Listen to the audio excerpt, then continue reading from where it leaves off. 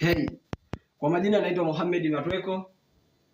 Jina la sanaa naitwa Shadow Talent. Mashabiki zetu wanaefuatilia kazi zetu, sisi wana Dragon tumepatwa na msiba wa msanii mwenzetu. Msanii mwenzetu katika movie ya Kifo cha Mama ameigiza kama rafiki wa Asha.